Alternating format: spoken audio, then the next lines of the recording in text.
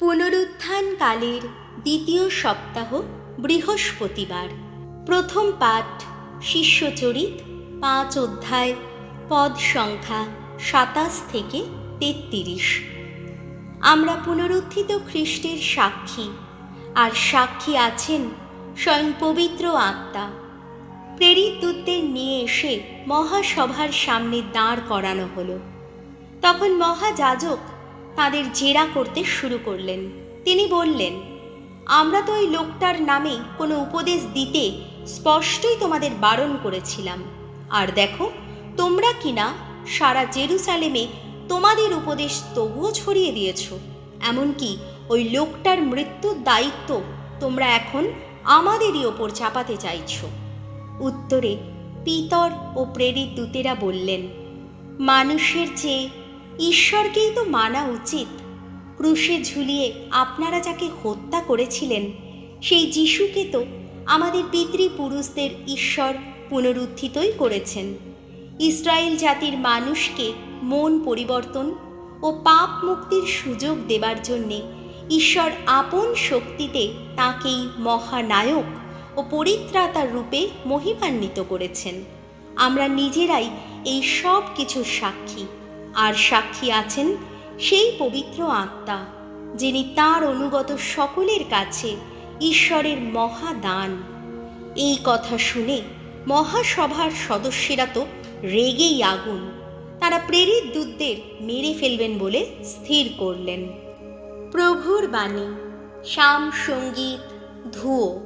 দিনজন ডাকলে প্রভু সাড়া দেন, ভগবানের প্রশস্তি গান গাইব অনুক্ষণ।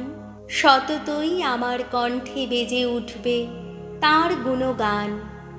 আস্বাদন করো, দেখো দেখো ভগবান কি মঙ্গলময়। যারা তাঁর শরণাগত, ধন্য ধন্য তারা। ধুয়ো। দিনজন ডাকলেই প্রভু সাড়া দেন। ধার্মিক যারা, ভগবান তাদের চোখে চোখেই রাখেন। তাদের মিনতির ডাক কান পেতেই শোনেন।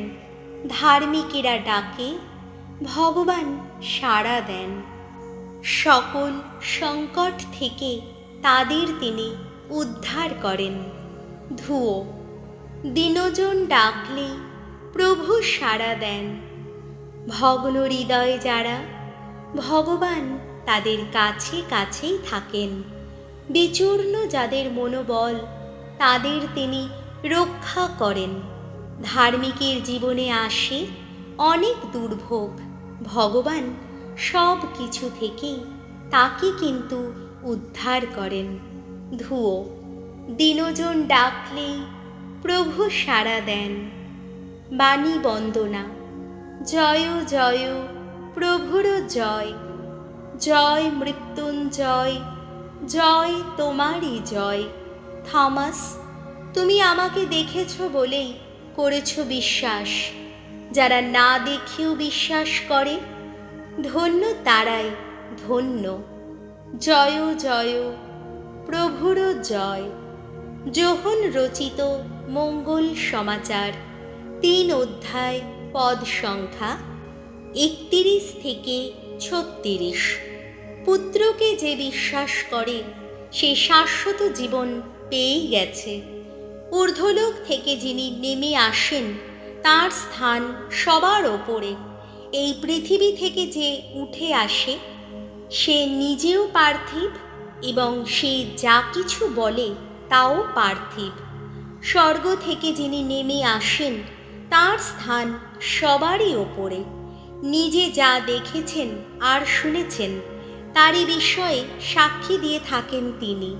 অথচ তার সেই সাক্ষ্য বাণী কিনা কেউই মেনে নেয় না।